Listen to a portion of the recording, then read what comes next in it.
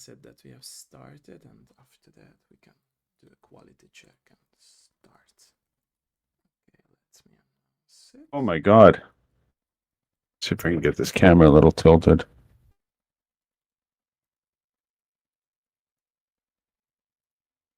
Okay. Nice.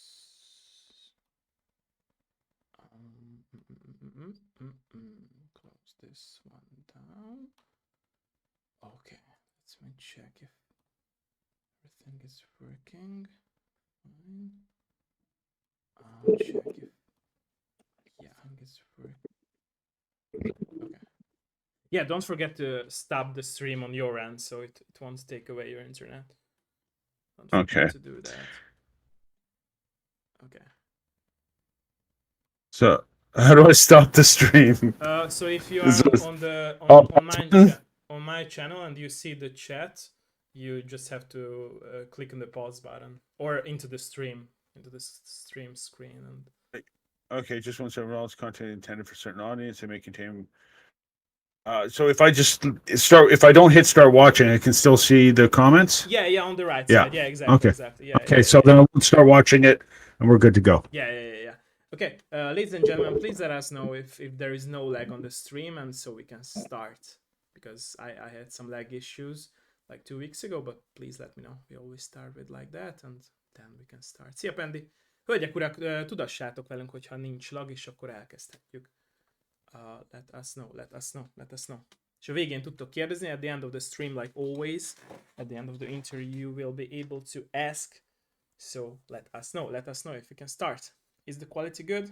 You can hear both of us and see, and there isn't any issues. Please let us know. Működik, Pendi? Let me.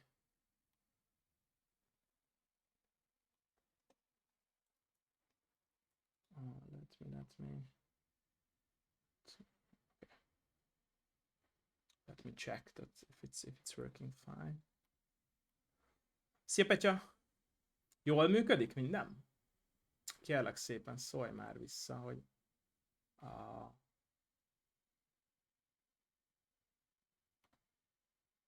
Jó, okay. They're saying that everything is fine. Let me know if we can start. Yeah, go ahead. Okay. Where do you want to start? I will add some voice to you, because... Okay, that's better. Nice.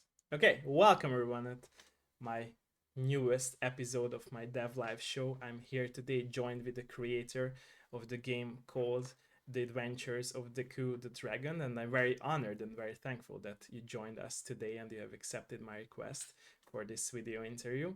And like always, I'm saying this, let's start with a little bit of introductions, so please introduce yourself for us. I've never done an introduction. I'm Clayton Domino. I live in Walker, Saskatchewan, Canada. I'm from Burnaby, British Columbia. Same place that Michael J. Fox is from, if you know the actor Michael J. Fox. I really have been a game developer for now a better part of about 12 years. Okay. I got my start as a modder, basically due to attention I got from Activision for a mod I did for Call of Duty. And nice. So we can get into that at some point. But yeah, I got into game development about 12 years ago, somewhere in there. Nice. It's a long time. So I'm always wondering, and it's always like my opening question due to these interviews of mine. So I'm wondering, what is your story behind the first contact with video games as a player, not as a developer? So how did as a player? Yeah. It comes down to, I think, several instances if I look back on it. Okay. It's kind of hard to pin down. I remember the neighbor having a tabletop arcade of asteroids. I also remember one neighbor having the game Load Runner on it was I forget the computer, VIC 120 I'd want to call it, but it was probably something else. But it was like an IBM clone. In the 5th grade, we got computers in school, so that was kind of cool. Got to play with the Apple IIe and the Apple II GS.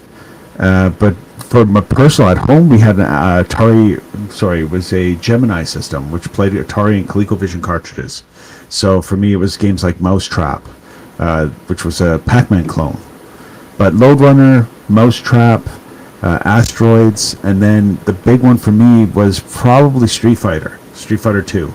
When I went to the arcade and saw that and started playing that on regular, well, I went to the comic book store, and we go from the comic book store to the arcade and play some games and go back to the comic book store and then go back play games. So, yeah, it was basically, you could say, PC games and arcade games, and I think that's kind of where Daku kind of resides in that space.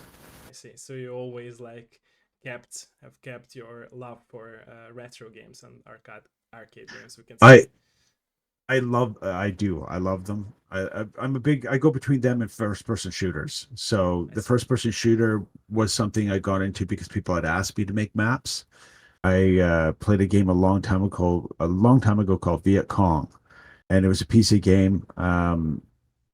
I could not help but make maps for this game. It was the first game I saw with foliage. Like, a lot of people might find this strange, but for me it was the plants that I didn't see in any other game that said to me, like, this is a new dimension to a first person shooter, and you could take these maps and make them more like forests and jungles. Like coming from British Columbia, it's vast amounts of forest there, and so you could recreate those forests that I would play in as a kid in a video game, or at least get really close to it with those standards of graphics. So I was just in love with the game. I loved the visual and the creativity that the tools allowed you. And from there, I went from playing retro games to FPS games.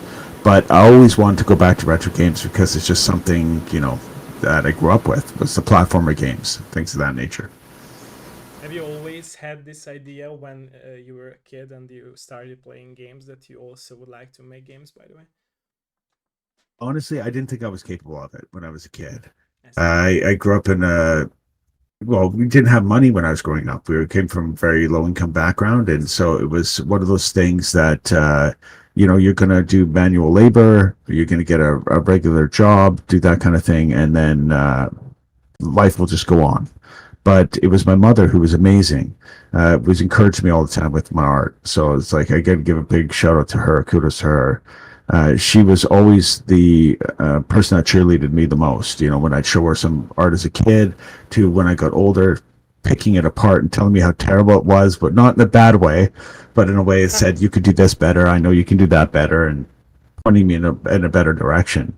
I'm completely self-taught. I never took art lessons. So everything I learned, everything that I've done in Daku, including the music, was something I learned on my own. Nice. That's very nice to hear. Okay. And yeah, that's what I also wanted to ask, but you answered me before I could ask that. Have you had supportive family and close friends? But you answered it. And Yeah, my mother was amazing.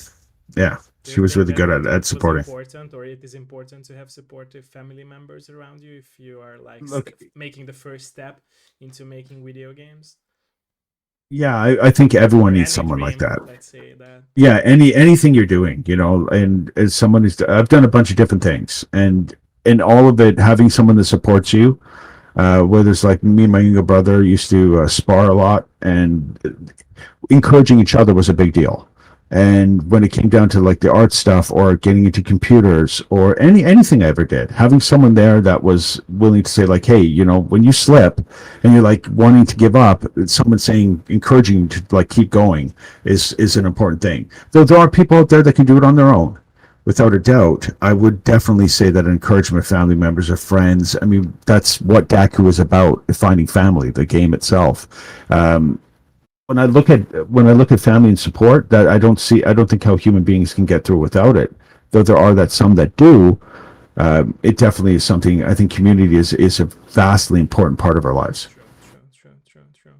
Yeah, but somehow humans, a lot of them are ending up in depression, and they are like, trying to, hold their own thoughts, and try to like don't let anyone close. It's weird because like I feel like as a kid we are like thriving for love, and we are being able to Yes. give true love as well, and we when we grow up and we feel like a lot of lost in our life and a lot of bad things happen, we change in some way, and we start like I said before, not letting anyone close to us, which is very weird and very strange because in our deep hearts, deep feelings, we really would like to feel that same that we used to feel as a Yeah. kid.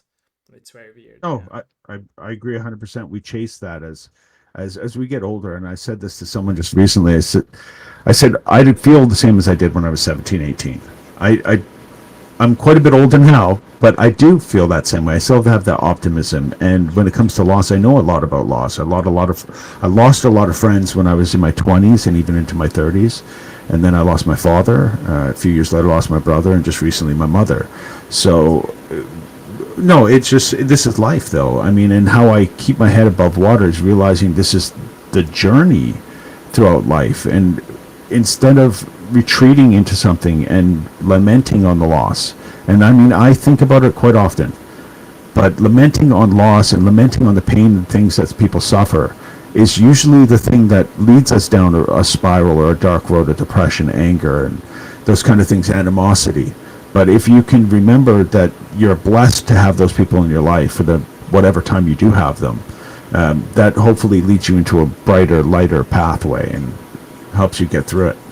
I totally agree with you, and it's interesting that you say this because I'm always saying that a lot of people are the opposite, like you or me, because a lot of people are just saying that we need to leave our past behind, but I feel like it's not true for neither of people in on earth, because I feel like everyone is going back to their past. It's most of them are not understanding how to go back to their past, and like you said, you have to cherish the good memories with your father or Oh, for mother, sure. like I'm doing that with my memory of my grandfather, since I lost him when I was 12. So it's like you have to My understand, and condolences. thank you, you have to grab those good memories and take with yourself on the journey, on the road that you are living, and try to remember those with love, like you did in the past. And Abs- I think that that's what people Absolutely. are missing. Like, they are so self-aware of being into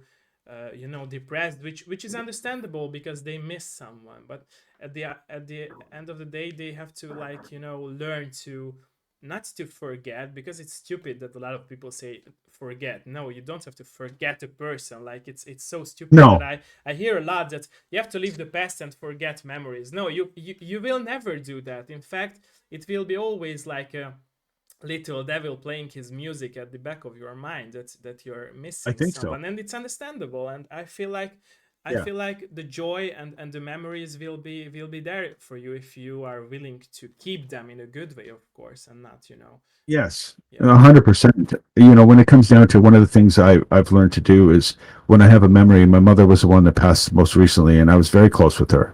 Like I said before, she was a mentor. She was the only, if I were to say I had an art teacher, she was the only art teacher I had. Very talented artist, genius by literal definition. But what I do when I think about her and I start to get, maybe the thought lingers so long, like the loss, I'll say, Ma, I love you, and then try and move on the next, like literally the next moment, because it doesn't, and I don't think anyone that we've lost that cared about us want us to lament True, in a way true, that true. creates a Exactly. negativity Yeah, that exactly. drags us down. And how does it serve any of us to think of it in a way that allows us to crawl into a hole? And when I first lost her, it was a cousin of mine said, it's okay to not get out of bed every day for a while. And I said, no, it's not okay. I said, I should kick my ass. And the same thing for my little brother when I lost him. If my little brother saw me crying and moping over him not being here, he would have been the same way. It's you have an obligation to them and to yourself to move forward.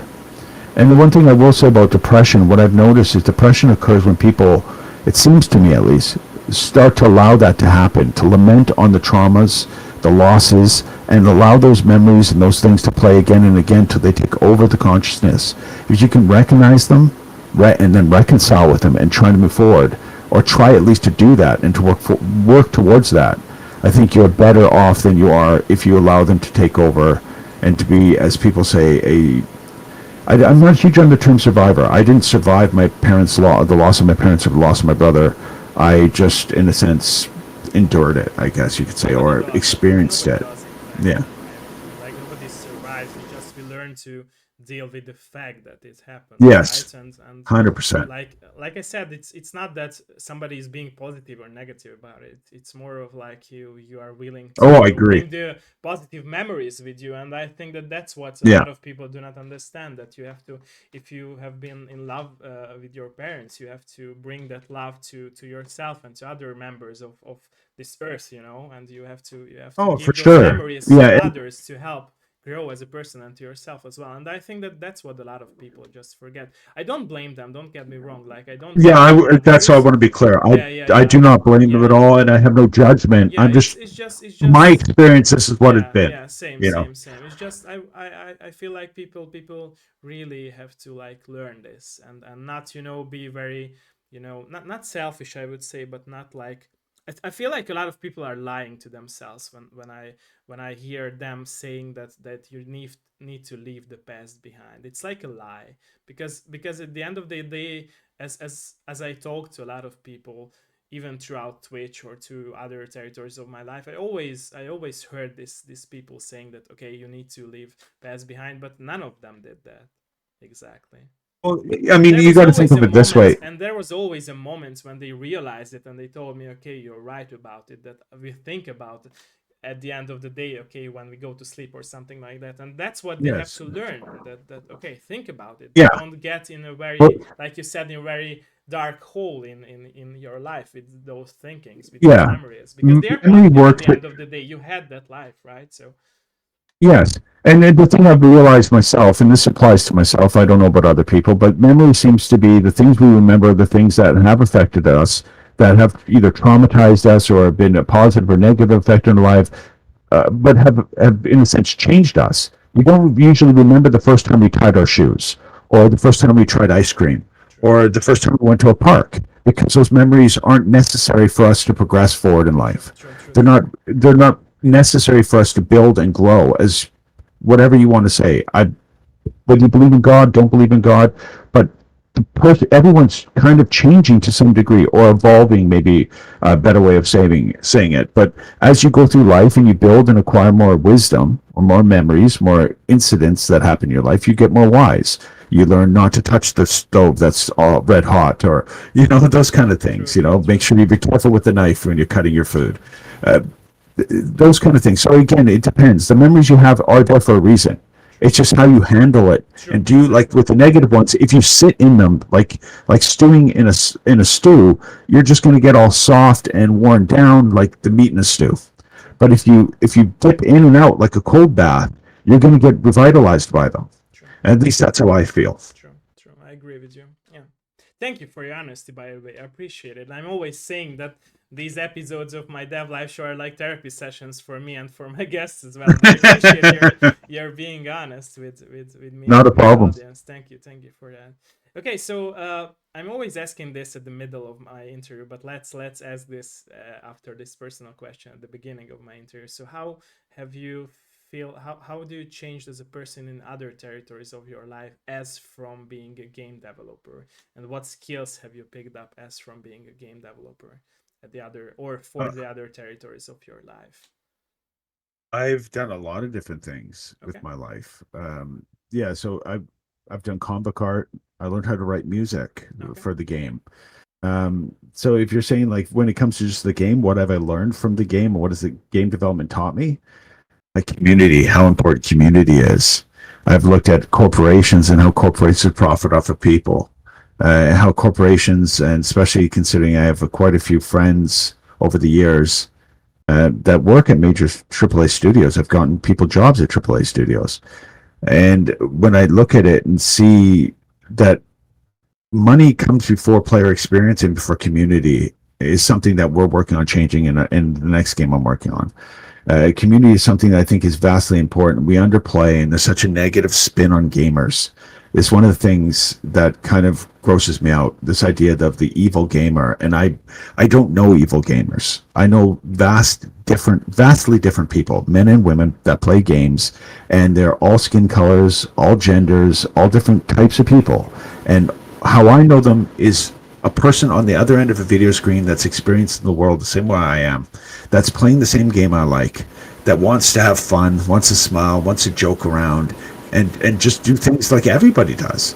So for me, I think learning about community is one thing that game development has taught me, and then learning about corporations and how corporations look at those communities and how they can, not all the time, but sometimes tear them apart for the benefit of profit over the player who may really desperately need that community to be able to have a place to go to share their ideas, their experiences in their life. They don't have anyone else, like the loss of my mother or father, brother, or sister.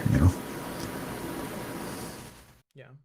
So yeah, realistically, for me, it's observation of human behavior, I guess you could say, pseudopsychology maybe, but yeah, I don't know. If game development has taught me skills wise. I've learned Photoshop, 3D modeling, character rigging, 3D character design, sculpting. If I haven't said that already, pretty much everything. And when it comes down to Daku, there's probably 20 to 40 different jobs in there you have to do to make that game.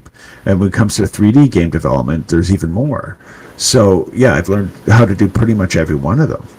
Coding was something I never thought I could do. Back to our early conversation, did I ever think I could do game design? I never thought I'd be able to code a computer or code a game in any way whatsoever, let alone hook 10,500 events together that all work in sequence, turning on and off different metrics, which when I once in a while I look at Daku and I go, hey, I built this.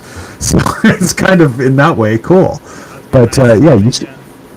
yeah, you surprise yourself. And in that sense, the biggest thing for me is how, the thing I still haven't learned is how to communicate the love I have for the game I built and how much fun I think people would have with it, and how to market a game, because marketing wasn't something I ever thought about, and I think that's the number one mistake I've made, is that I haven't sat out there and how do I sell this to people? How do I get them to buy it? How do I hook them or trick them? I never wanted to trick anybody. I just wanted to make a good game that people would enjoy playing, and they would say, hey, to their friend, check this out, this is cool. And then they would get it, and hopefully over some time word of mouth would carry it forward. And I've gotten very little response back from it. And so I took the last negative comment I got, and I just basically have rewritten the game. So I've literally done a restoration over the last 3.5, 4 months, rewriting the game from the ground up, changing the flow of the game, the innocent pacing, all of those kind of things. So it's more of a so that basically, hopefully, players will enjoy it more. So that it's more of a game made for players, which is something I didn't realize I was doing until I got this bad review. Even though the review was kind of hokey because it talked about I had contacted the reviewer and asked about the hardware, and the answer they gave me was kind of fishy. It didn't make any sense. And so I said, well, how does this game not run in the hardware you have when I've tested on computers that are 12 years old and it's running at 60 frames a second? So instead of getting negative about it, like I said before, I just decided, how do you do something with this information, and went and decided to rebuild it. And their negative comments made a vastly big, like a massive change in a positive way to making the game something that it could be more enjoyable for players. So I really hope this next version, which is going to release probably sometime in the next couple of weeks, because I still have testing to do. I've got 2 more levels to process as far as I know, and then I've got to remove some images from some other levels, but roughly about 2 weeks. Hopefully the game will be quite a bit tighter, more concise, and very much more enjoyable for players. Then we'll see where it goes from there. Let's see. Thank you. Does that answer the question? Yeah, you did. I'm Yeah, pretty yeah. Thank you for long-winded, that. Yeah, so I love your attitude with these long answers. Thank you for that, and with honesty, being you honest. Yeah. So it's very interesting that you were talking about like the importance of community, and that you can handle negative response with a very good attitude, and with a very positive vibe, because it's very interesting. I always say that all these negative comments, which you told us that some of them were fishy and not very honest, I feel like people are very angry at the end of the day about their job, about their relationship, but they are willing to put their negative how to say it, experience with life when they judge anything yes. if it comes to games. And it's not really, I feel like it's not really about that they hate any game, that's why they say negative No. opinions. It's just they are angry at their other territories of life, and that's why they end up playing games at the angry mood, and that's how Yeah. they form negative opinions. And I feel like I saw that a lot from people, and I always And also an example, when people do not have money to buy a game, and rather saying the honest thing that they do not have money to play it, or to Yeah. wait when they will have money to, buy the game, they will say that this game sucks. And I met so many people like this, and I feel like your attitude of being, positive, and, changing the tide for them, like to give love, even, if they are, spreading you hate and Yeah. throwing you rocks, like in the Bible you throw back a slice of bread. It's a very nice touch, because I feel like it's hard, it's really hard, don't Appreciate get me that. wrong, like not all of us will be able to, Oh, do it can that be. like you, but Yeah, it's good, it can be because like people devastating. will understand that it's okay, it's a connection between the developer and the player. And Yeah. I think it's important. Not, of course, not every developer will be able to do that for their time, or if they are more private or so. But yeah, it helps. And I feel like when I first started like 1 year ago these dev live shows of mine, that was the goal. That I feel like we are living in such a cancel culture era for everything, not just video games, and also there is Yeah. such a big gap between players and developers. It's and the reason behind it, because I feel like they do not understand the developers, and that it's actually human beings who are making these games. They feel like it's a click, 100%. and games are made, and it's not. Like it's Well, you and yeah, other devs who are making games, and that's what people that's should the thing. One understand. thing I will say is, yeah, one thing I will say for sure is that game developers, I've never known a game developer that I've met, someone who aspired to be a game developer. I used to run one of the, if not the largest community in the Call of Duty modding community. It was cdutility.com. I ran that with the guy Cap for about 10 years. And I never met any modders that wanted to make a terrible map or a terrible mod. I made the first total conversion mod for Call of Duty World at War, maybe even the first total conversion mod for all of Call of Duty. And I did that literally in 4 months out of the love of the game, a love for giving something back. We made a what was later called an expansion pack because it was so vast in size, and 15 maps and total conversion of the multiplayer side of the game. That said, it wasn't something you got paid for. And when I remember when Activision had contacted me and asked me, they said to me, it was the weirdest thing because 3 days after Respawn was formed, I got this email from Infinity Ward saying, we'd like to talk to you about a job opportunity. And it was the weirdest experience I've ever had, how kind they were at Activision versus what people say about them online. And I'm not saying everyone that works there is great and amazing, but the people I dealt with were really, really kind people. They're really nice, did everything they could go out of their way. And I'm sure when I looked at it after my experience of dealing with recruiters over the many times that I have, I would say that the majority of people, if not almost all the people that make video games, want to do it to make the best game they can. True, true. And then there's the monetary side of it. And that monetary side, whether it's the marketing department, whoever greenlights the game, they try and find out the way to make the most money. True. It's a fiduciary responsibility to the corporation where they have to try and chase profits. And this is where indie games are such a big, important thing. Because without indie games, you would not have any of the major FPS games you have now. Without the indie development, to be honest, I don't think you'd have any video games like we have now, because all of it really comes back like Unreal itself. Small team of people that built something amazing. And now there's, Epic is this massive company. So, yeah, when it comes down to it, the long-winded answer again, I really do believe developers want to make the best game possible, and I think sometimes there are obstacles in their way.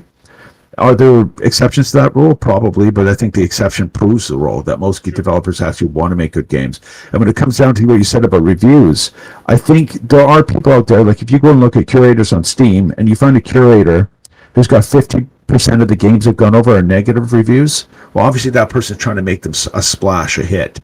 But there are curators also that greenlight everything and tell you every game is amazing. So, you have to, as a consumer, you have to kind of pick and choose. If you don't have the money for a game, that's fine. It's not a problem. I've given keys out when people have reached out to do a review. There's always ways to get a game that you may want, especially when they're indie games.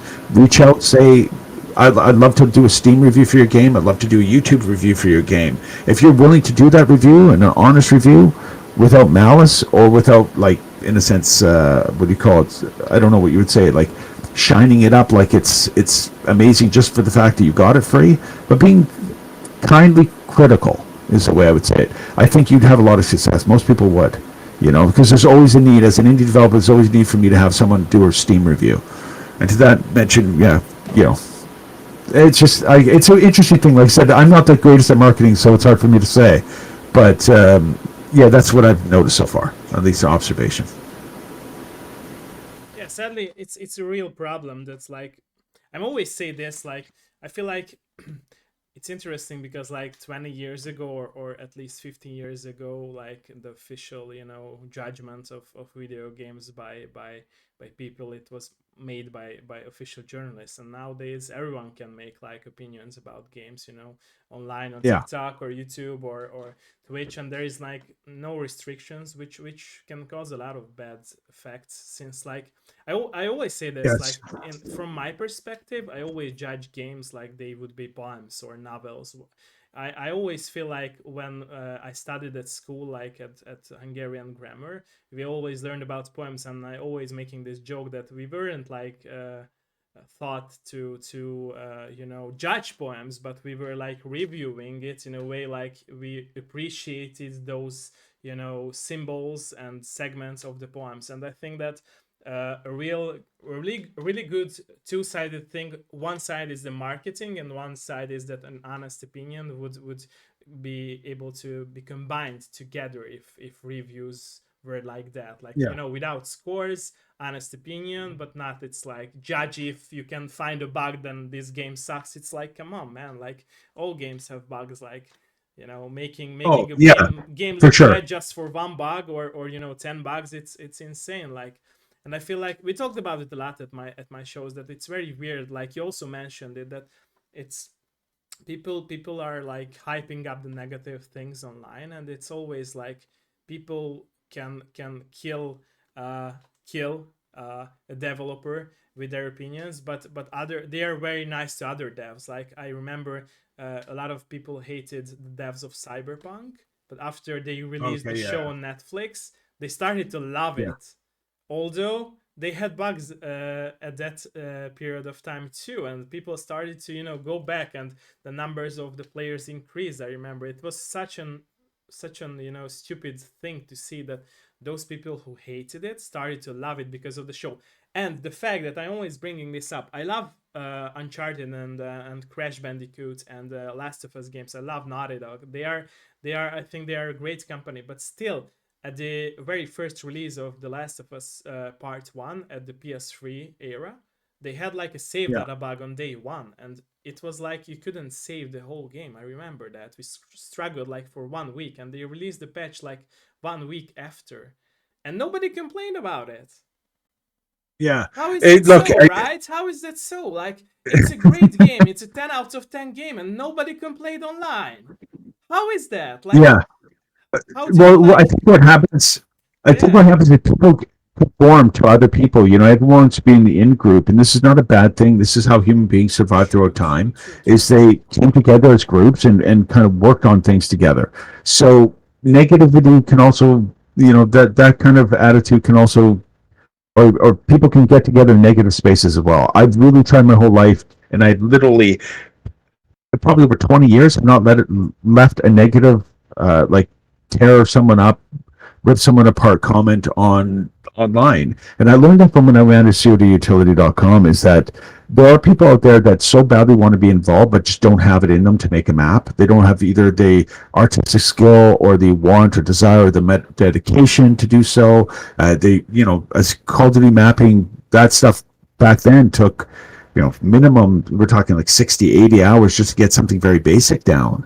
And so when I was doing very complex maps like Saigon or like the alleyways, the stuff I did for the Black Ops 3 alpha testing, and these maps took many hours, and you had to already be very good at Radiant tools. So when people were negative about things, it comes from sometimes a place of like, I can't do that, True, and so I resent someone for doing it. true. But also sometimes it does come from an honest place like this. Hey, I waited all week, or I waited 6 months, or I've been waiting for 2 years for this game, and you let me down. But doing it I find doing negativity like in an insulting way just doesn't benefit True, anybody, from my exactly, opinion. exactly. I won't You know, help, right? It I, won't help making the bugs yeah. fade away. But Like if it's someone, stupid. yeah, Yeah. someone comes to me and says, "Hey, look in Daku, there's this issue I have with the game, and it would be really cool if you could think about doing this." If I can at all do it because the person's polite, I would do it because I want to make that person open up the game. And if they're say your age or my age, and they have a kid, and their 6-year-old kid opens up the game and is smiling and playing that game, and I put that smile on that kid's face because the game is cool, who doesn't want that? You know, I mean, like, who doesn't want to make someone's life a little bit funner, richer, enjoyable? That's why you make art. This is, at least for me, why I make art. I don't make art from a sad place or a place to want to make people feel terrible about themselves. And the divisiveness of today, as you mentioned earlier, I just refuse to participate in it. Sorry, you want to hate group A or B? You go ahead, do it on your own thing. I'm over here doing my thing. I'm going to keep smiling and chin up because life's hard enough on its own True. without putting Exactly. extra You of don't have the to be an negative in. asshole. Yeah, because Yeah. life is like hard enough to not to be an asshole. Yeah, exactly. That's what I'm Yeah. always saying. By the way, it will be a personal question because you brought up Sure. a very interesting topic with this. Do you believe that for people like you or me or others who are more trying to be more, let's say, naively positive, because people will say that we are more Yeah. naively positive, but we are not, in my opinion. Do you believe that people like you and me and others who trying to share and spread love with honesty are the ones who really have been grown up in a good parenthood, like with love from their parents? Do you Well, believe in that? you Because I know, do. That's why I'm asking you. What's your opinion about that? well, I don't know. I think we all come to our conclusions in different ways. And so for me, when it comes down to it, like, I grew up in an abusive household, very pretty much abusive. My father was an alcoholic, and so it was pretty tough. And I learned to fight from a very early age, and it was something that was a mandatory in my house. So I don't want to get into too much detail, but I will say there was a lot of reason for me to turn negative, to go down the path like other people have. And it's just, for me, the one thing I do not tolerate in my house or around me is people picking on people that are weaker than them. I think that's something worth risking self for. And so when it comes down to it, I think we have to start, and I don't mean in the way that you see today of this team versus that team, but I mean when someone is being, hit or punched, kicked on the street, I would intervene. But if someone is just protesting for their whatever beliefs, let them protest. That's their right to do so. I don't care. But it's when someone's spitting in someone's face or attacking them that I have an issue with it. And even then, I do believe we have to walk away. If every possible scenario we can, we walk away, even when we're being insulted. It's only when you're cornered that you resort to violence because you have no other option. So that's a very tricky thing, the question you ask. I think naive optimism, I don't think it's naive. I think it's a choice. Yeah. Because I think we have to No, I just choose to said be naive. I positive. just said naive. Sorry for No, and I interrupting don't. you. I do get what you mean by People see us saying being it. naive. Yeah. People will say it's naive, Yeah. but I mean, I don't see, like, you look at Mike Tyson, for example, the boxer. He's very optimistic. When you hear him in an interview, joking around, trying to be kind and polite to people. Dwayne Johnson, a very large man who could probably do a lot of damage to anyone, very kind to people when he talks to them. And, it goes on and on again. You can look at all these examples. I think uh, masculinity is in question right now. People talk about that, and I don't want to get into the gender politics too much, but I would say that for me, masculinity is honor, empathy, compassion, kindness, and concern.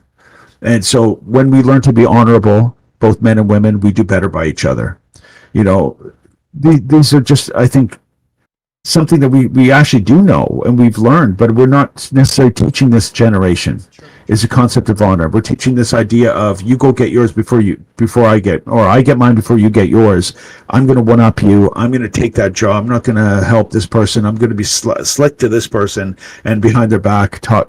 I don't do back talk. I don't do any of that stuff. If I have an issue with somebody, I'll address it to them kindly and let it go from there. So again, another long-winded answer, but Okay, I really do I think, love that. yeah, if we can be honorable, and we can show kindness, compassion, all of these things, it really does go a long way. But there are limits to everything, right? True. Exactly. So, Thank you. Thank you for your honesty. Oh, no problem. And I hope that you don't mind these personal questions as well. I'm very Look, I don't really have anything to cancel, so it doesn't really matter. It's just I think, well, like I said before, honor, empathy, compassion, kindness, concern. I practice that every day in my life. Yes, sir, yes, ma'am, because I believe people deserve respect and to proven otherwise. But that said, that's rare, by the what way. can you That's rare, and that's a good thing that you do this. Yeah, yeah. Yeah, what can you villainize about that? You know, what I just said. I don't think anyone can have a problem with being honorable, practice empathy, compassion, kindness, and concern for other I think people, everyone and needs it's that to all at the people. end of the day, right? So everyone needs Yeah, that. for It's just sure. they are afraid to do this, and I don't know why. Yeah. I think people are scared to stand out above the crowd and to not go with the crowd. And when the crowd goes, get that group or screw that group or we hate them for being this or that. It's I fear. don't. Yeah, just it's just not worth your time. You're better off to spend that time focus on something that you learn something, even if it's reading Wikipedia or like going and you watching YouTube how to fix your kitchen sink or change your doorknob or whatever. Learn a trick or something that will benefit you at some point in life. True. Plant to plant. Something. I don't know. True. Okay, so going back to your games and the game development of your life, um, what was the hardest part during the process of making games and maps?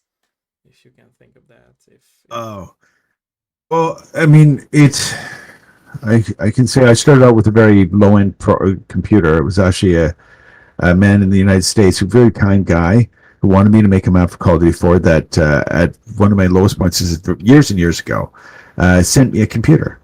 And it was from that moment forward, I said, you know what, since you've done this nice, really kind thing for me when I couldn't afford it, I will build maps for people. And this is before I became an admin at CODutility.com. This is just when I was, coming just out of playing Viet Cong. I had built a bunch of maps in that game and started making maps in other games like Battlefield 2, I believe, Battlefield Vietnam, Joint Operations.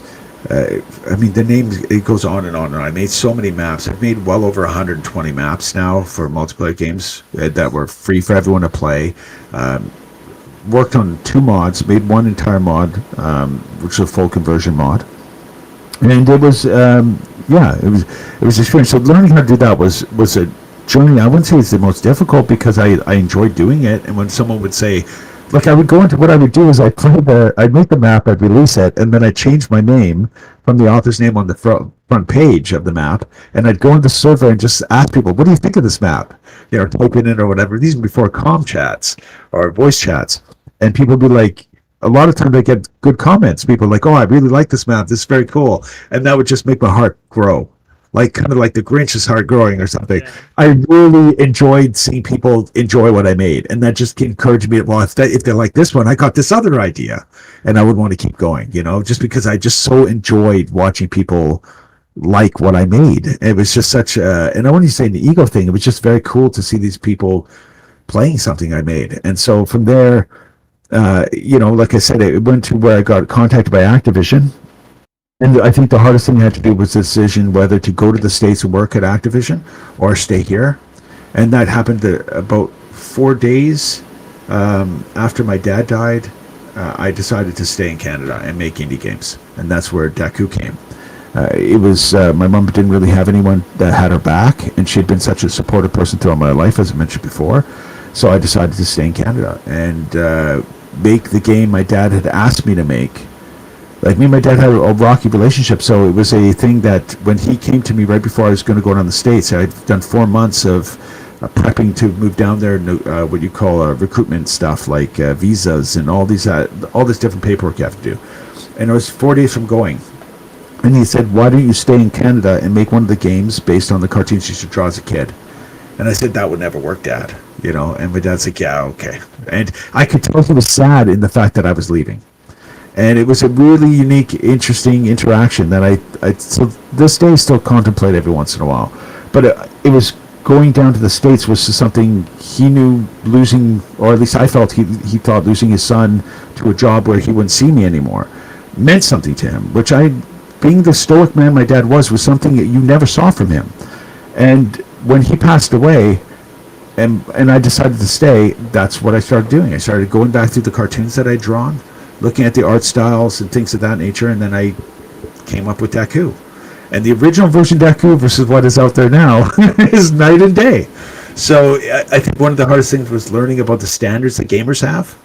The whole process, deciding to stay or deciding to go, and then staying, and then realizing you have no one else to rely on when it comes to the design of the character and the building of the character. Level designs themselves aren't just something where you throw down blocks and players jump to jump. You have to make it so the player wants to keep playing.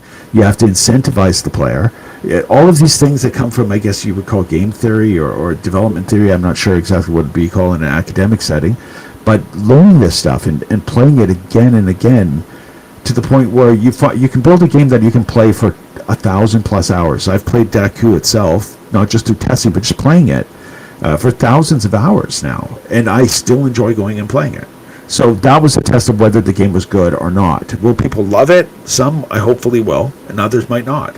But it's something I do enjoy playing, and especially the new iteration of it. So yeah, when it comes down to the hardest thing, I don't know if there's a hard thing. I think it's just part of the process, and if you love the process, the difficult stuff is outweighed by the joy you get from, like I said, seeing people play your maps, or just, that song that fits with that level just right, those kind of things. And the character design as evolves. Like Deku never had shoes in the beginning. He had these green, really kind of long, stretched out feet, and they became running shoes. And that to me made a huge difference. And I was just so happy when I saw that on screen. So, and then there was the addition of the finishing moves like the giant hammer, the anvil, the broom, the hockey stick. All these things made a big difference to me. So, and then a lot of people might not realize this if they've seen Deku, is that the attack animations, the attack combinations. This is one thing I will say to game developers to make aware of. Nail down the metrics of your game first, because when I added the attack combos, like the punching, kicking, that changed the whole dynamic of the game. And I've done that again with this new update by adding sprint. And Deku never had a sprint before, so he had a steady pace run. Now players can control how much they sprint, when they sprint, shut it on and off. And that changes the dynamic of the game entirely again. So the timing of the game, how many hours you can play through the game. In the beginning, Deku was about a 2.5-hour game. It's now about a 6-hour game. So it's 3 times as long and stretched out because of the level design and the way it's implemented. These things are all things you have to learn. And with FPS games, there's things like sprint cycles, cover distances, all of these different dynamics, verticality as it would be called, the gate openings of doors, how wide they are, how tall they are, all of these things you have to learn. But the point being is when you make a game, the player and how he can interact with the world is something you need to sort first and foremost and get that concrete. Yeah. So I just kind of rambled off there. I do this a lot, as you can tell. But I love it. I love game design. If I could do this rest of my life, I consider myself a very lucky I hope person. that you will, because you are a real talent in making games, in my Well, thank you. opinion. And I respect your decision, by the way. It's a more personal from me to you to say that, but I respect that you stayed with your mother. It's a nice thing that you have done. Well, thank you. By the way, my question is that I feel like you're not just talented in making your own games, but like as maps as well. And have you ever thought that you would be like back to making maps, or you will join a bigger company to help them grow as a company of making maps? Because I feel like nowadays FPS games would need a person like you who is like You're actually who making. understands like the maps, and like you told us that the cover Oh, I system, appreciate that. the distance, everything, it's like important. And I feel like a lot of people do not understand that it's important. And I feel like the recent game that nailed it was the finals, in my opinion, that had Okay. very good maps and very good map design. But yeah, it's something that I think a lot of companies should learn again, I would say, because old school FPS games were nailing it and were very good at designing maps. But nowadays maps, in my opinion, are just not that, I wouldn't say not that great or not that good. It's just weird, feels weird to play on those maps Well, nowadays. yeah. If you look at the structure in an FPS game, they have changed quite a bit Yeah. over the time. And one of the things I should say, and I don't have the title for it Sorry, yet. your camera froze. Yeah, some. Oh, did my camera freeze? Yeah, yeah. Oh, not good. Okay, so what do we do about this? I don't know. Um, Hold on a second. Maybe your phone overheated or something like that. Let me refresh the camera, see if that works. Okay, thank you.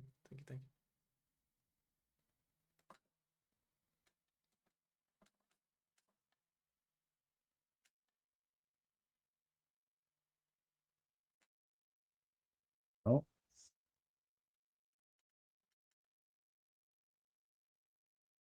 Nothing yet? Mm-mm. Oh, not good.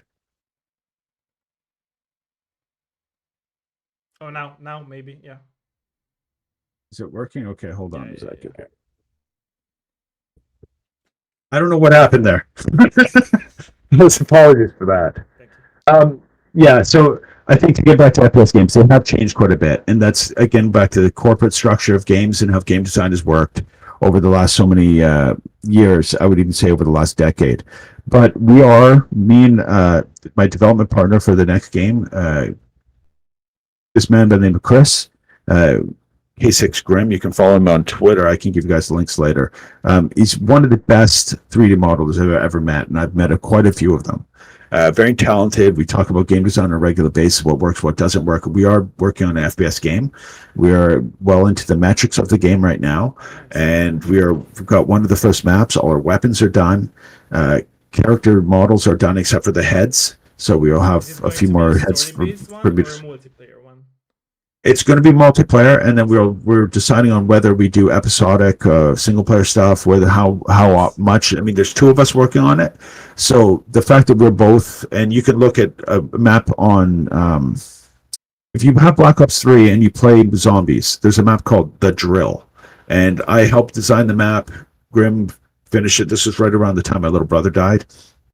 So I stopped working on the tools at that point, but you can play The Drill, and you'll see the amount of detail that has gone into that map is just phenomenal. You know, if you're a zombie player for Black Ops 3, check it out. It's an amazing map, and it really is a fun experience. And that's the guy that made that map with me, or I made it with him. I kind of contributed. Like I said, I dropped out when my brother passed away. And you can look at my my YouTube channel, Clayton Domino on YouTube, and you find some of the stuff I've worked on there. You can see the level of design and quality that we're capable of for zombie stuff. And keep in mind, this is the first time we ever did zombie maps. We had never built them before. But we are building an FPS game that will be a multiplayer, and like I said, we'll see how far we go into single player depending on the response we get. But all of the philosophies that we've talked about, at least to some degree here, but all the things we talk about on a regular basis, I mean, day in, day out, we talk about it, are being incorporated into that. And hopefully it will turn out to be something people love and bring back community. That's one of the things I find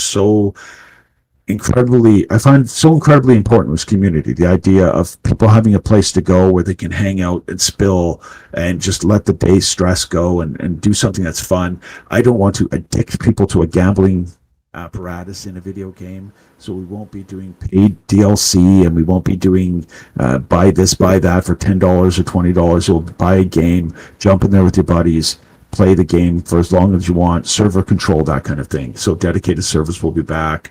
All the things that people had 10 years ago. Love that. And so that's the goal.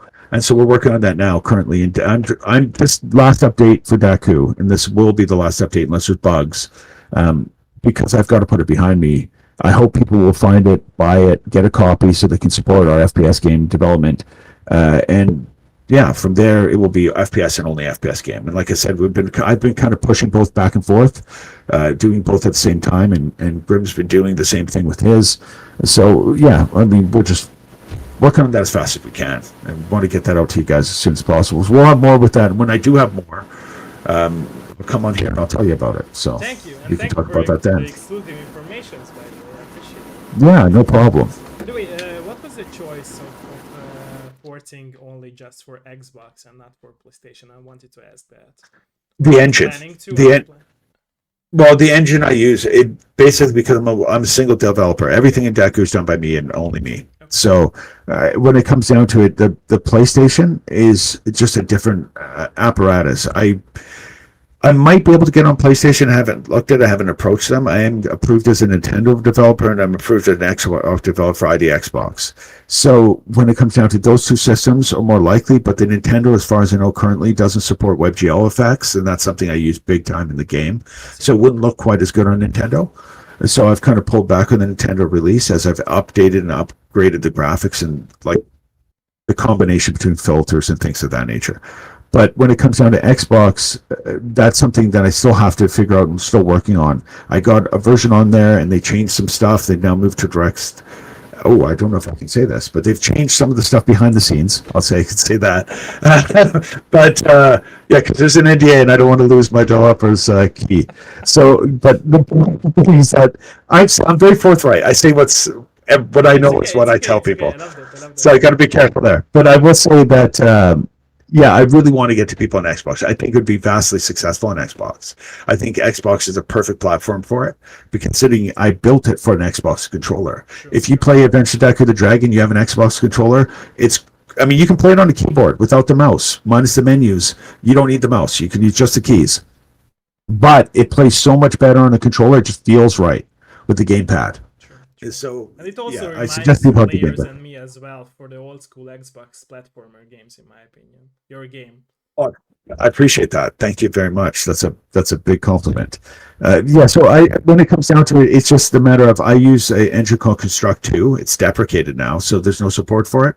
They don't give developers support. So anything that goes wrong with it, I figure out on my own. I can't go to the developers of the engine, so I'm stuck with it as is. And getting that to work behind the scenes on multiple platforms would take so long that I'm afraid that unless the game made a bunch of money on Steam, that I could fund someone else doing some of the work or could afford to take the time to do it.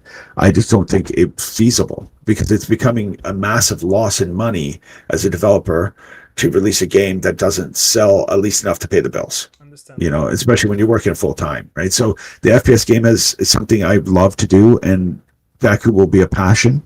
But when it comes down to it, I have to think about keeping the lights paid, or I can't develop anything, right? So it's the one thing like I said before, I'm not good at marketing and I'm not good at crowdfunding. I never kickstarted the game because I thought I could pay the bills on my own, and it's getting tighter and tighter. So I'm hoping this next update get people's eyes on it. Hopefully they see the bait changes in it and they start to come towards it more, and we'll see what happens from there, and that will make a big decision for me. Don't forget, guys So. and girls, which is the game. I will do the marketing for you. Appreciate that. Play Thank the you. game and buy the game, exactly. Yeah. Okay, so and as you mentioned that you're working on an FPS game, have you always wanted to go back to making FPS games when you were developing the code? Yeah. Well, it's hard to say. Both of them, I love both of them. But my friend Chris, he's just been a stand-up guy, a really stand-up guy. And I met him after I decided to stay in Canada. Like I said, I lost my father and I decided to stay in Canada. I was kind of pondering what do I do, and I was going through the characters, and I decided, you know what, I'm going to make an FPS game. If I can't work with Activision because I've got to stay here, I'll make my own FPS game. And it was back then a bigger endeavor than I could ever imagine. And so I contacted people that I thought were really talented game developers, like amateur modders or whatever. And Chris was at the top of the list.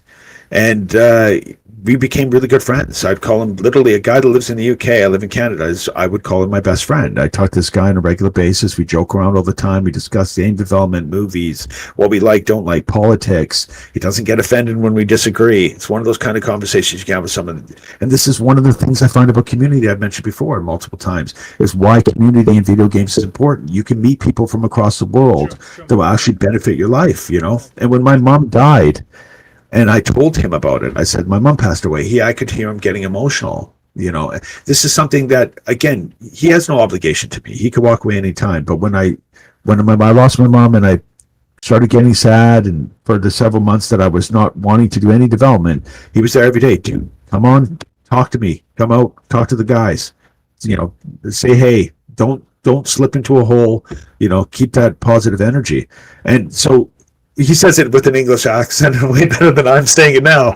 But again, a positive force and a positive guy and a really good man, And when I hear the background of his house, I hear his wife laughing, his kid making jokes. He definitely knows how to keep the same kind of energy that I keep, that you keep. This is what you call, it's a positive optimism, and that optimism towards life. And he has to deal with the same things that I've dealt with, and his mother being sick, and his father getting sick, and whatever COVID happening to people around him when that was happening. So you grow with these people. These people become friends. And I find it funny that we don't look at this as a serious avenue for connection with people. I mean, it's important to get out of your house. Don't get me wrong, get sunlight. I grow a garden in the backyard, and I get out there every day, and I talk to my neighbors, and I go walking and to local shops.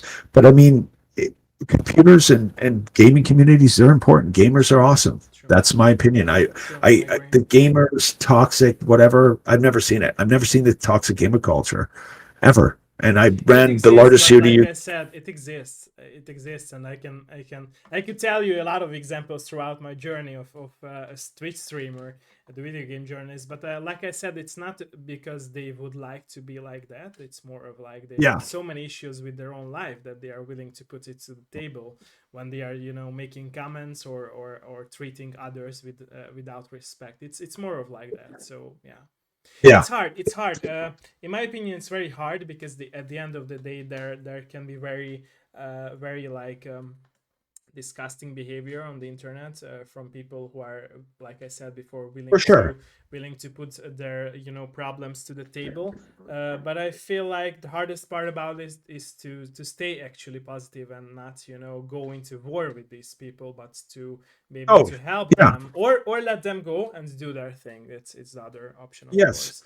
Yeah, for sure. Yeah, I've seen that when I believe that these people will change for the better because like if you're willing to help them, and then after that, if they are not changing, leave them. They will think about it, that they will have to grow up in a way not to behave like most that. Will.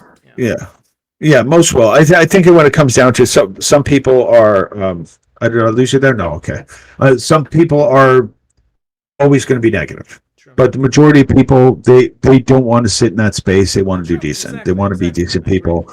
So yeah, and so a lot of people, when they have an ideology, and I say this a lot of the time, I had this conversation just a while ago, that when you're ideologically bound, you believe in an idea more than you believe in people, you can get yourself into a rut that is unrecoverable. So you really have to think about your ideas as being flexible and being willing to change them. I think a sign of intelligence is when someone's willing to shift their ideas based on new evidence. And so you may believe that this person is awesome and amazing. Yeah, exactly. Having the ability to be open-minded and see things from different perspectives, and sometimes kind of put yourself in the other person's shoes and say, well, what was their life like that they think this way?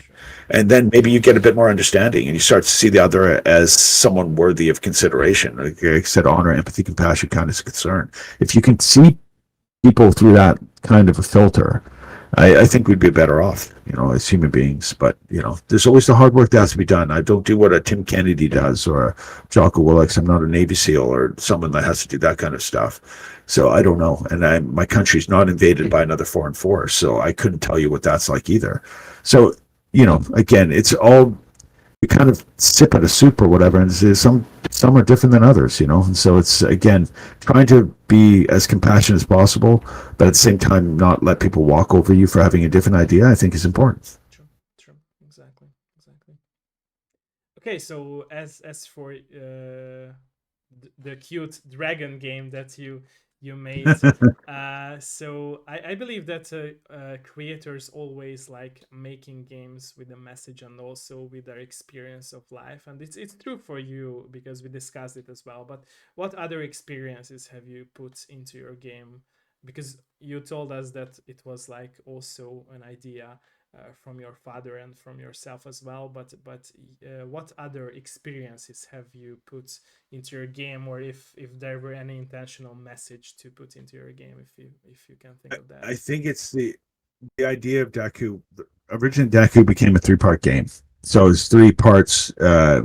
It's actually meant to be like a trilogy of games. Okay. Now, whether I'll get to game number 2 or game number 3 will depend on people liking the first one, because if people don't like the first one, there's no point going 2 and 3. But the idea is the eternal search for connectivity and community, family. That's what Deku sets out. In the beginning of the game, he sets out looking for his family. And I don't know if players will be satisfied or think it's good the way the first one ends, or how it mitigates those questions. But it's really done in a platform way that's subtly messaged for kids to be able to play. Because I don't want to get heavy, metaphorical, philosophical, whatever you want to call it.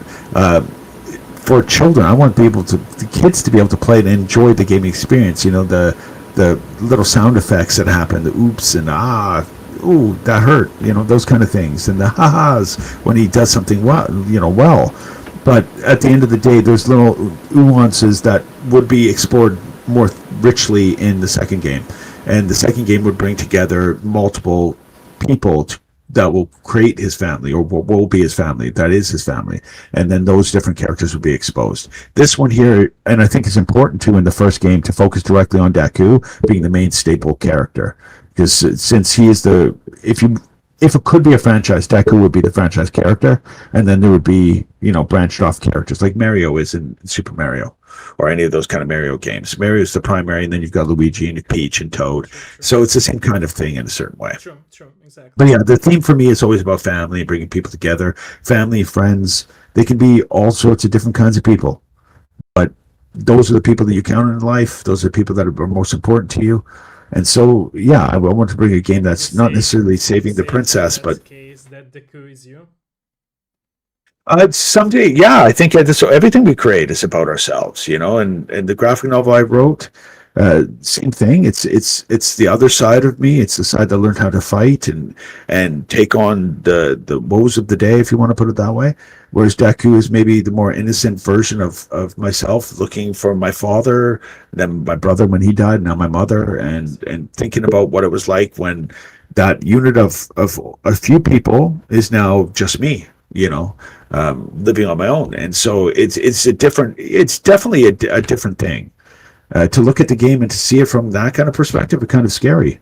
But yeah, maybe it is. Nice to see that the maps that you created would be like the symbol of obstacles that you had to deal with in your life, right? Well, yeah, I think it's that. But I mean, realistically, I think that's what we're all looking for. I mean, if you think about the guy who goes and makes a ton of money, what does he do with that money? If it's just to sit in a room and buy cool objects, it doesn't mean anything, right? Exactly. Or the guy that goes and does his job, then comes home to his family, even though he hates his job. That guy does that job so he can be with his family. I think men, especially, and this is not to be, to segregate men and women, but I think men especially work for the privilege of having a family. And that's something that I don't know when I've had these conversations with female members of my family. I don't know if it's something they so much see the same way, because they have a different burden. So again, there are differences between men and women, in my opinion. They're beautiful and they should be celebrated and not deemed wrong or anything like that. And again, people could be on whatever spectrum of masculinity or femininity they want to be, but there are definitely responsibilities you have if you want a family. And I think that's one of the important things. And I think Deku is just the idea of finding family, whatever that family is cool. That you're willing to go out there and look for them, to go for those people that you care about. And that's, I get too much into something that's just a video game. So we'll leave it there, I think. Loving your honesty. Thank you for that. By the way, are you? So you mentioned like the second and third part. How do you feel about it? Are you willing to do it, or are you still planning to? Because you mentioned the FPS game that you are working on, but yeah, the FPS game will be first, and then once the FPS game's done, then for like even if the FPS game again, I have to find success and money has to come in. But if money's coming in from the game, and this is something most devs don't talk about, you need to make money. If you want to pay a game, I'm not talking about billions of dollars. I'm not Activision. I'm a single guy. To invest but into the next game, right? That's what people do. Yeah, exactly. Developers investing into next projects. Yeah. It's not that they are buying a new car.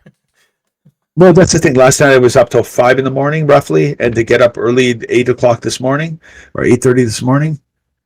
So it's I mean, I don't sleep much. I work 24/7 just to make the games. And if they don't sell, I mean, if you put hours to the amount of money you make, most developers aren't making literally anything. Sure. So yeah, if the money comes in, then yes. If the money doesn't come in, then I don't know. Maybe I'll go to coding, get a coding job, and then do it on the side. But right now, I'm really trying to make this something that works. So we'll see in the next couple months.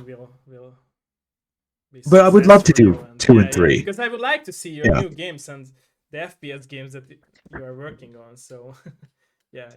Well, if people follow me on Twitter, they'll be able to see screenshots here and there. And I'll give Grim's Twitter account so people can follow him. Yeah, every once in a while we post like images of the character models, or we pay like in progress of development. His weapons that he's done are just phenomenal. The photo quality, so it's going to be good. It's going to be really good, and it's going to be something that we promise to make work on lower end computers. I don't want something that just works on the highest end of computers. I want everyone to be able to play it. So, and with quality, the graphics, like so that the graphics look good on low end computers as well as high end computers. So that's the goal. But with Deku is a hand-drawn game, so Deku actually takes a lot more time than an FPS game because you can't do anything 3D. Everything's done piece by piece by piece. So just animating like Blockade I did the other day took a day and a half, maybe 2 days to animate just two pieces of wood standing upright with boards that break apart. So it does take time. And Deku's got hundreds of animations and all little nuances and things that go along with that. So I love it. So I'll keep doing it as long as I can afford to. I'll say it that way. Another long-winded answer. Love that.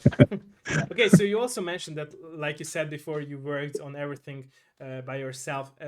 So my questions comes from that. So what about the music part of the game? You also worked on that, and how Yeah, could you manage to bring the retro vibes and the platformer vibes to your game to fit it I perfectly?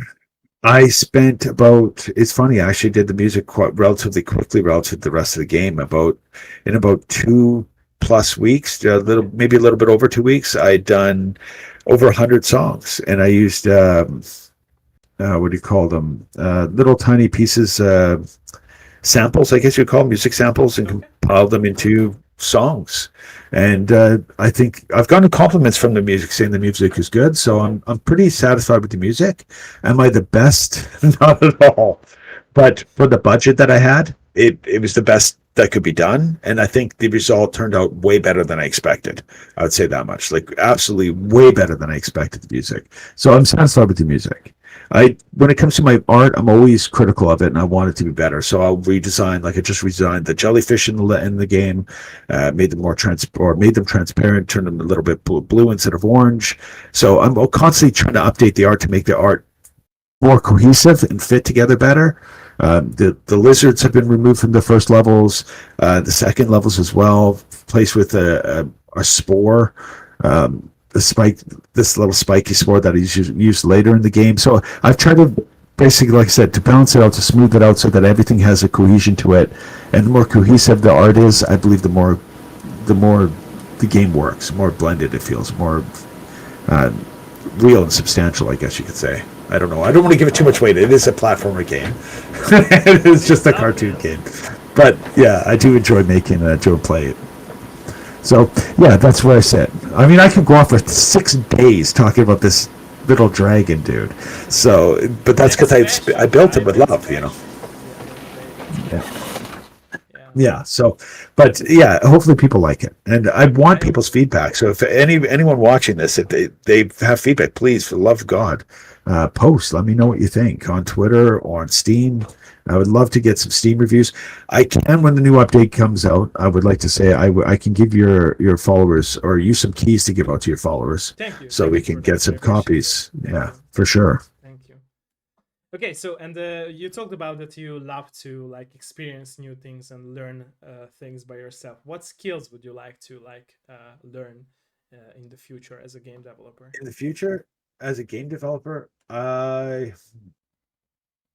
I'm still working on mastering 3D modeling. When I Okay. look at what Grim can do, Grim is just like fantastically talented 3D modeler. Like I can't explain how quick he is versus how slow I am when we were using Blender. And he just only started using Blender a year ago. And so, for example, we made some ammo pouches for the character, and the ammo pouches which hold the magazines. I built it, and I spent a day and a half building these ammo pouches, and I was so proud of them. And I was like, "Well, something's not right here." He looked up and said, "Hold on, send it to me." Hour later, he sends it back to me. It's done, and it's better. And it was like, okay, I still got work to go, but I'm getting there. And so, 3D modeling is something I would like to do. I would like to master and absolutely master C++ as a language. I see. I've got some my footing in there, but I'm not a phenomenal coder in that sense. My code can be long winded and things of that nature. So there's always somewhere to improve for sure, definitely. And I'm sure with my art style that will change and evolve over time, and hopefully get better and better, and things like Daku will look better. So yeah, that's about it. I would say 3D modeling and coding. Those are two things I think I would like to work on the most. Nice. Okay.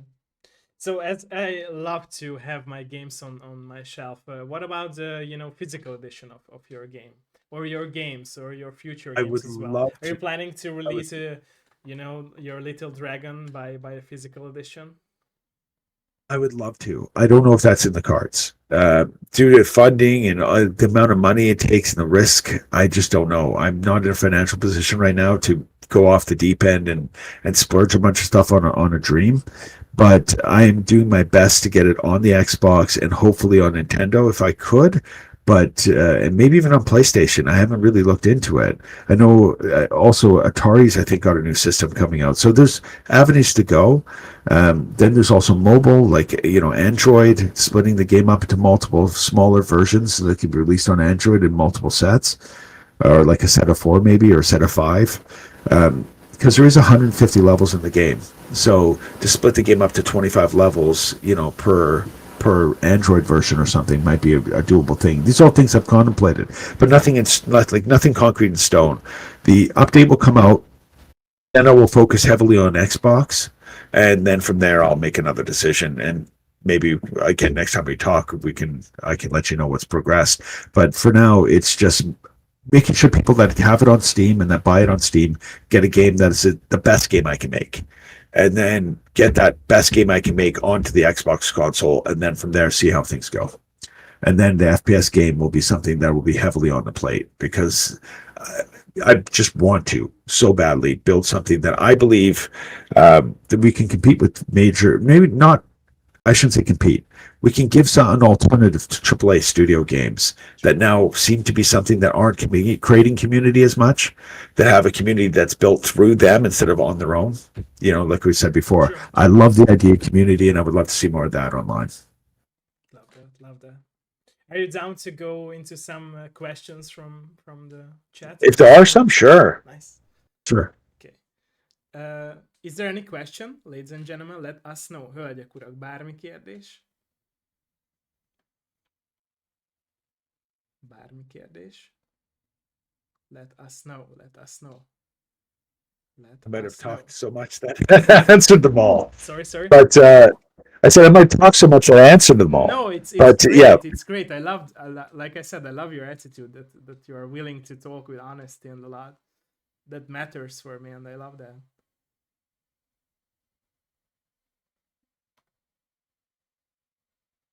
Ladies and gentlemen, let us know if there is any question. Don't. I know it's late on my end, but wake up, don't lurk in the shadows and like we were talking about it.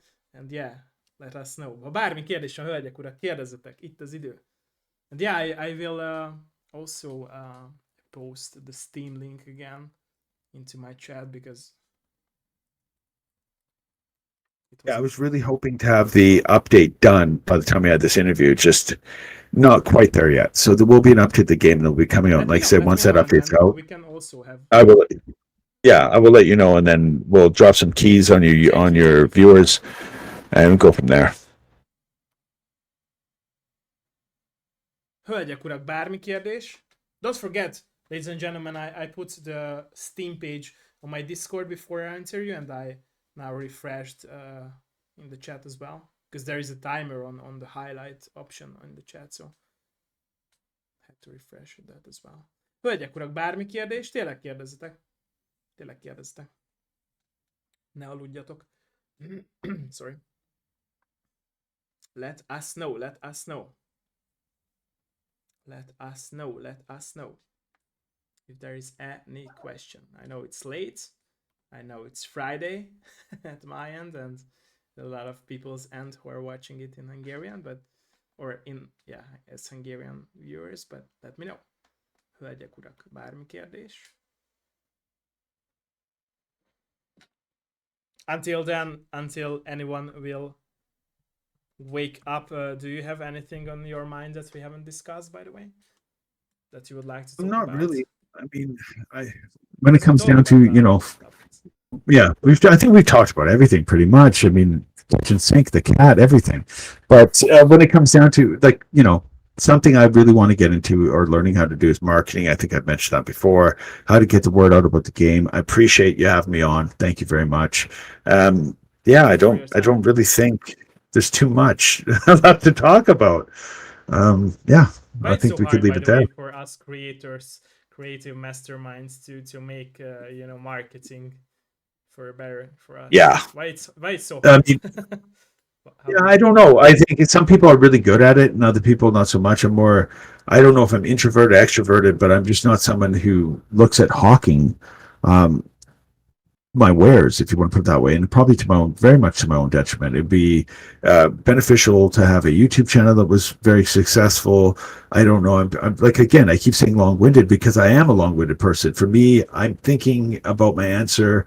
I don't pre-think out my answers to questions, or I'm thinking about it, and I'm just letting it spew out of my mouth. Maybe that's a good thing, maybe in some ways, and a bad in other ways. But marketing wise, it's something I never mastered yet, or haven't mastered yet, and I really need to learn about. But yeah, that's always on my mind when it comes to the game dev. Is how do you get the word out there? How do you get people to see the value in something you've made? Uh, it's not something I ever thought about before doing this. So it's interesting that the game development has opened up that question for me. True, true.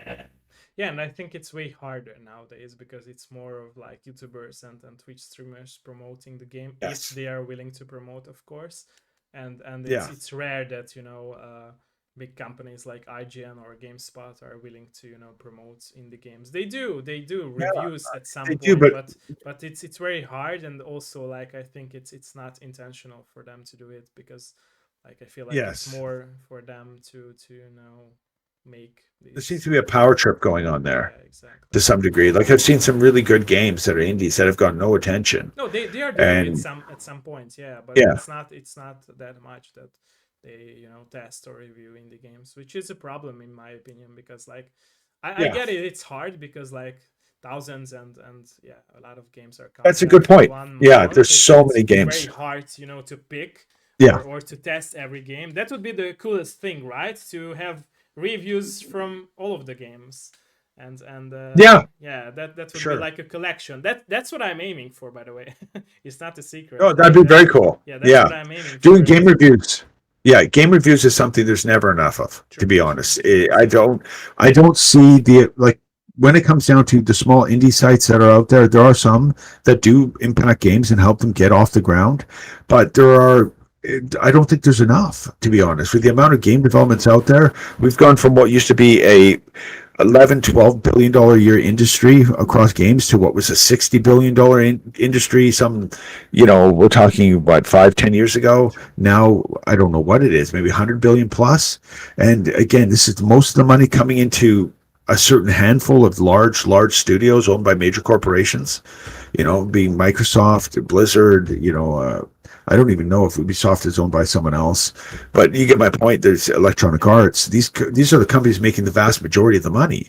And so if people want to change the idea, and I hear this all the time that this game isn't good, this is a problem in this game, they really need to start looking, at least looking at and talking about indie games, and whether True. it's mine or someone else's.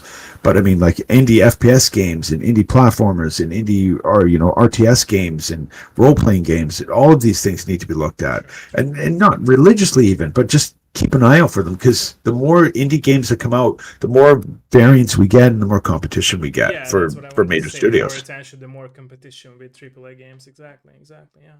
Yeah. Yeah, Yeah. and there are some brilliant ones. Yeah. Mini is asking in Hungarian. I will translate it to as for English. Are you planning to make similar games to The Coup de Dragon? Like not like a sequel, but I similar games. I do have one, Kez and the Giant Hammer. I've talked about this with my friend. His name is Kez, or at least we Okay. call him Kez. It's a spoof teasing him, but I do actually have a concept for it. So there is something. When I can get to it, we'll see. But there is something. You're Yeah. planning it to fit in the same universe as the Coup de Yes. Dragon. Oh, nice, Yes. nice, nice, It nice. would be. Yeah. I would like. I would like Daku to incorporate. And then there's a game I'd like to give a shout out to the developers of the game named Sacked, which I just kind of fell in love with the artwork of this game. So if you guys haven't checked out this game before, look up a game called Sacked, SAK apostrophe D. And it's a really cool game. It looks really cool. Let me Google it. Sagged? Yeah, I don't know the developers. I saw their Kickstarter and I like the idea, the concept. It's about a pillow like that comes to life. Ghost? Like this little ghost? Yeah, a little pillow. It's actually a pillow. Oh, it's not a ghost. That comes to life. And I thought it was Nah. kind of cool. So yeah. So I mean, there's a lot of games out there, the indie games that you just kind of sometimes you see one and it sparks interest, and that's what SAC did for me. So back to the example of, like I say, keeping your eye on the indie platform games, the FPS games, all of them, and just once in a while you hear about one, mention it to people, because someone buying a copy of SAC doesn't hurt me in any way. True. Do you know what I mean? So why would I not say, hey, this game looks like it's promising, check it out? Because some people like Metrovanias. Sure, exactly.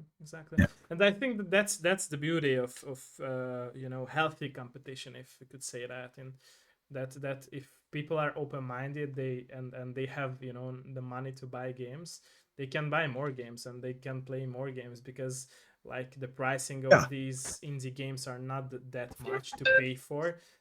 And if we could say, for example, if you would buy a $60 game, but rather buy six $10 games, it's like 6 total games, and maybe you will have more fun. And don't get me wrong, if anyone is watching this interview of ours, I'm not saying AAA games are bad, because I guess no, not by all means. The point of our talking, like we are saying that AAA games are bad. It's not the fact that it's not the case. Sorry, it's not the case. I was saying it wrong. It's not the case. I love my AAA games too, but I feel like so I'm always saying this, that AAA studios are making these safe plays.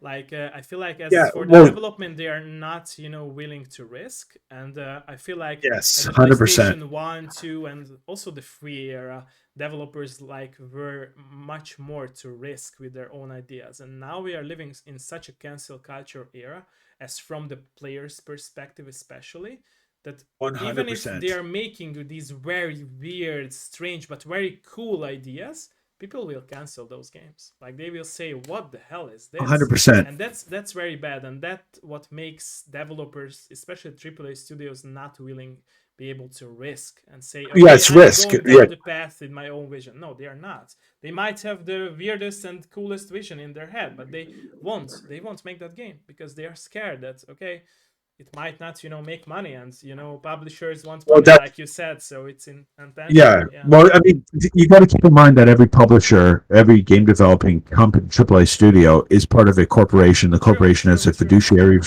They have a fiduciary responsibility to stockholders or shareholders. So if you hold stock in a company, you're expecting it to improve, to gain value. And so those companies have a limitation put on them. And this is what I've talked about before, that limitation lends them to the people at the studio who want to make in my experience, make the best game they can. And then there's a marketing department that says, well, if we make the game this way, we will probably make this much money. And if we make it this way, then we'll make even more money. So let's make it this way, So at least I would assume this is what happens. And I've been told by people, people that are running departments, when in recruitment meetings, like talking with the recruiters, we have to get that green lit, but we're sure we will. Or we've got this idea up, we're seeing what's going to happen, waiting to be green lit. As in, there's someone else beside the developer telling them whether they can build it or not. So that's something that indie doesn't have to deal with.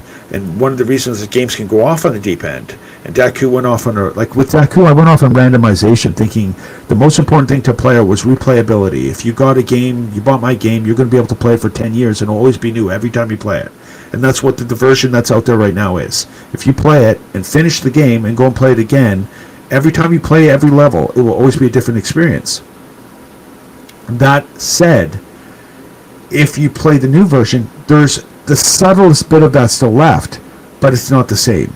You can pattern jumps, and you can learn how to beat a level through performance like you would in Mario or Sonic or Rayman. But there's still replayability. So it's this fine line you have to walk. And as an indie developer, I can toy with that fine line. But as a AAA studio, how can you do that? Because if you really want to make a game that's successful, and money is the most important thing, not to the developer but to the corporation, then you definitely can't take the chance that you said. The risk is it's too much. True. Just the subtlest change could cost you everything, and we've seen this with major games that have literally fallen to the floor. Yeah. So that's a big risk for them, and there's millions upon millions of dollars behind theirs. It's not one person taking a shot, right? So I don't know if I blame them. I mean, it kind of sucks that games have become so corporatized, but at the same time, we've gotten some really beautiful games out of them. So it's kind of trade off, and it depends on how the vast talent at studio, how well it meshes together into a team, and how like in a sense, I guess, risk averse they are. So, anyways, it's. I think AAA studios are needed just as indies are. I think both can push each other. AAA studios can push indie games to be better. Like Daku's first version, like I said, where if you were to see it versus today's version. What's that? Sorry, say again. Also can influence indie studios. Yes, well, that's the thing. Yeah, it makes an indie developer want to do better. Like I would love to be able to produce a AAA title. The numbers and the quality. Yeah. Yeah, well, for me, it's the quality. Like I would love to be able to build something at the level of a Nintendo or like a Mario, a Sonic, a Rayman, any like Crash Bandicoot. Like to have that level of competence so people say like, hey, this is as good as. I don't even need to be better, but if they play my game and say this is as good as one of those games, character, right? The Q. And yeah. Say okay, the Q dragon, exactly. Yeah. Yeah, and so if that ever, then that's like the maps. When I said I first went in there and I secretly go in and listen to them and ask them what they thought, that makes you just like, wow, look what I got to do. It's not like, look what I've done, haha. It's wow, how privileged am I to be able to do this? So yeah, so that's a very cool thing. Love that. Boy. Okay, let us know if there is any more question. Let us know. We talked about a lot of topics, and I'm sure that in the next episode together we will as well again. Yeah, for sure. Let us know what you have on your mind, ladies and gentlemen. Bár más kérdés, hölgyek, urak? Bár más kérdés? Bár más kérdés? Any more questions? Let us know.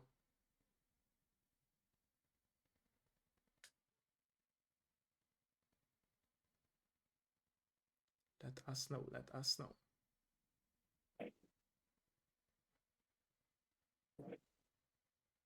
My chair squeaking quite a Mimi bit. is saying that your voice and our interview is so calming that she would love to hear it like forever and ever. The talk. Oh, thank you so much. Thank you. So sweet. That's so sweet of you. Thank you. Yeah, by the way, I also wanted to say at the beginning of our interview that you have a great voice. Like you should be your own voice actor of your own games if you are willing to do that. That surprises me because I always thought it was terrible. No, so there you go. I really did. Like in my opinion, I was wondering that you should like make voice acting for your games if you could do that. I actually did the voiceovers for the game, the little ones, but all the noises he makes when he punches something or he gets hit by something, they're all randomized sounds that come up. So there's like an array of 5 or 10 sounds, and those are all sounds I did, and I made them through Audacity through the microphone I'm using now. I just built a little tiny booth to block the sound out, recorded them, and then processed them. So yeah, the noises in Deku, all of them are done by me. So I did all the voiceovers and the special effects, which was quite it was different. I will say that much. It was fun, it was different, and I enjoyed it. I did. So yeah, maybe it's something to consider. I don't know if we've got that kind of talent though, because I've known a few people that have done voiceovers and they seem to be a lot more talented than me at that. So yeah, but it's a learning process. We can see. But if you have a good voice for that, you can learn the basics, how to play with your voice in a way to do impersonations and all sorts of things. Exactly. Okay. Any more questions, ladies and gentlemen, or any more thoughts that you would like to share? Bármás gondolat, kérdés? Let us know. Don't just sleep. and don't just lurk. It's the time to ask.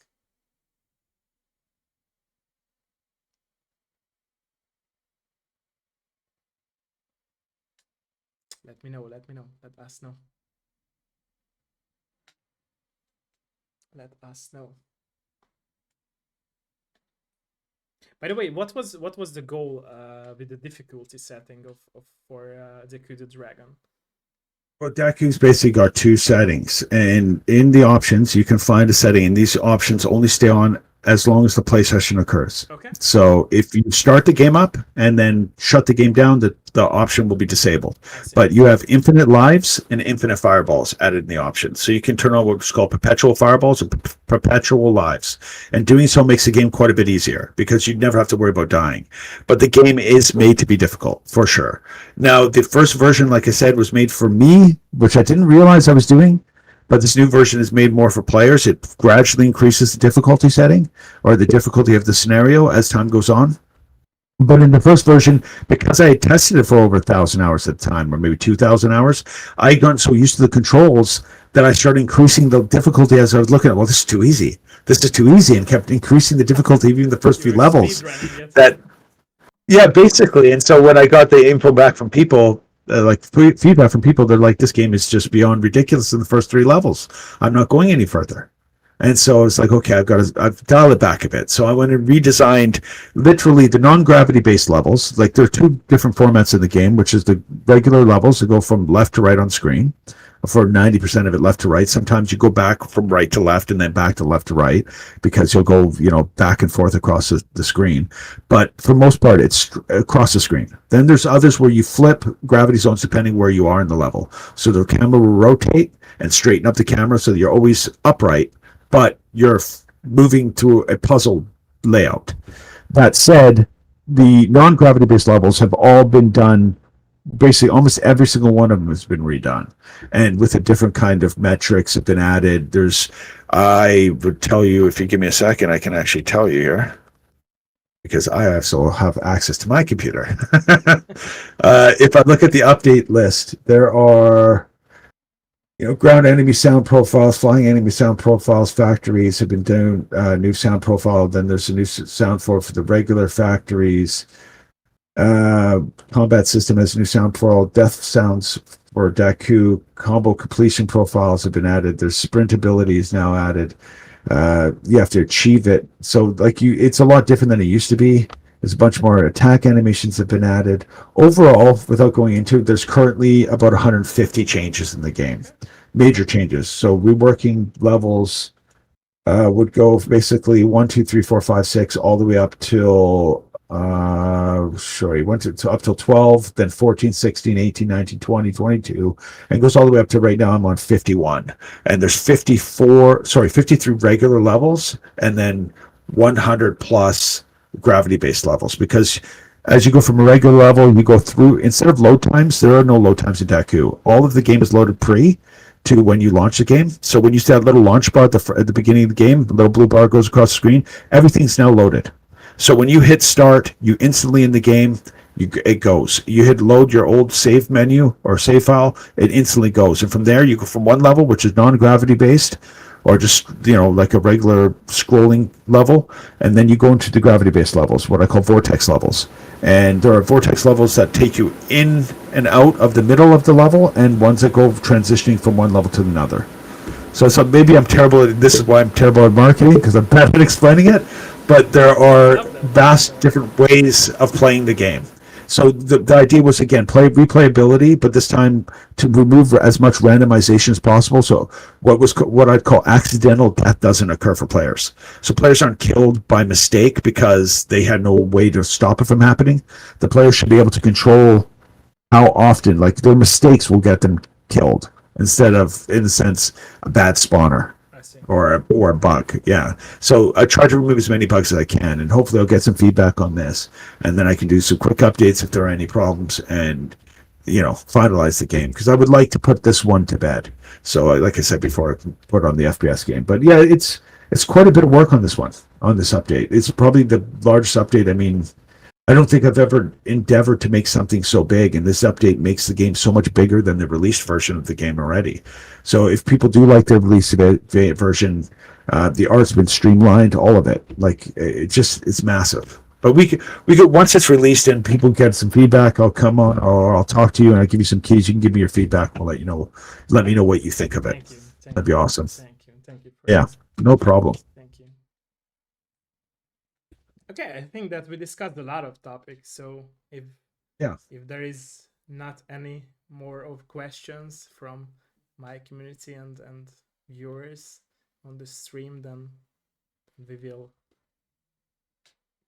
go now and say goodbye. But let us know. Let us know. I will wait for some minutes and let us know if there is any more question. Hölgyek, urak, van bármi kérdés? Is there anything, any topic that we haven't discussed? Let us know. Let us know.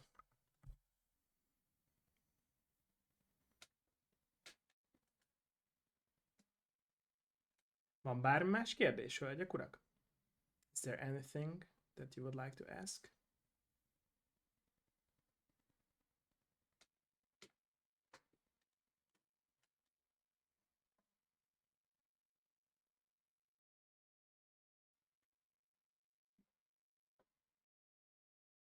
Thank you for your time and thank you for you being honest with us and all the stories you shared.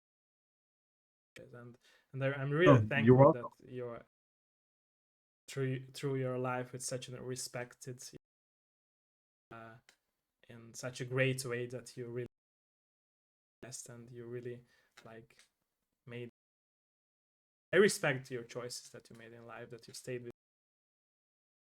Yeah. Well, thank you. Thank you for having. Never done an interview before, so I hope it was a great experience for you and it was a refreshing. 20 years from now, when this comes back to haunt me, I know who to blame. It will be fine, I'm sure. And always kind of just been honest person and tell people as much as I can. At least in my adult full of what, but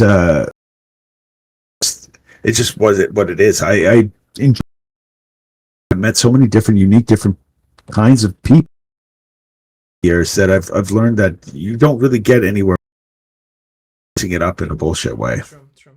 So it's what it is, and I hopefully we learn from each other. Very cool experience. Like I said, I've never been interviewed before, this kind of thing. So yeah, cool. Thank you again. I think this is a good way to. So what is your next? You do these interviews all the time? So I these interviews like almost every day. Yeah. Well, that's cool. Have helping hands. Like I said, it's a therapy session for me and the developers as well. I did not know at the beginning, but yeah, it's my goal. Like I said, sorry for that.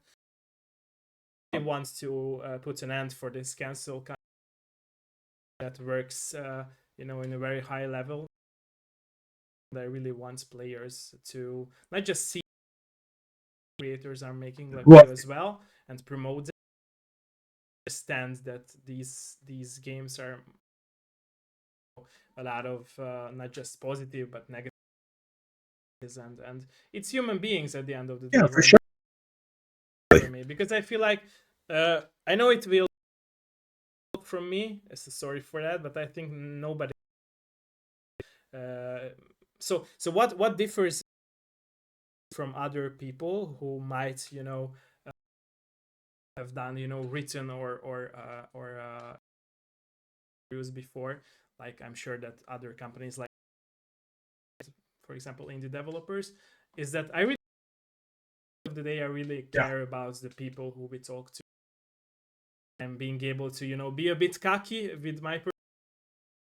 At the end of the day, I care about you and I care about like you said, the community building, because I feel like is shitty in a lot of places by very bad situations, but we have to just a small community around us, but we have word for the better, in my opinion. I know it's me being a kid still at the age of Okay, 30. again, I still feel like it's a must thing to do, because if we who are doing these things for better, then who will do it, right? So, and that's who are making these games, because I feel like they are helping, giving their messages to the world and helping play for the better understanding of what's going on in our, for the better as themselves and their surroundings. for sure. Yeah, like I said before, empathy, compassion, kindness, concern. If we can have this, we act honorably and in our intent. I think it shows quite a bit. Respect begets respect, hate begets hate. This is it's that simple. So when you go into a room, you say yes sir, yes ma'am. Treat people with dignity, and hopefully they treat you the same way. And if they don't, go somewhere else, because you don't need to be in a place where people want to cause conflict or pain for other people or get off on seeing other people suffer. And there are people out there like that. And so at the end of the day, you got to do what's good for you. But at the same time, if what's good for you is good for other people, I think everyone benefits. True. So I'll leave it there and just say, I think that works. True.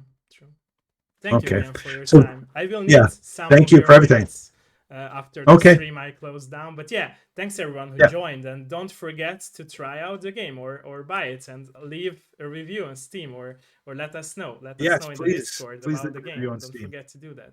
Thank you everyone who joined or who will watch back the VOD or the edited version later this month, or from September, that I will edit into the video. And thanks everyone who joined. Thank you very much, and thank you for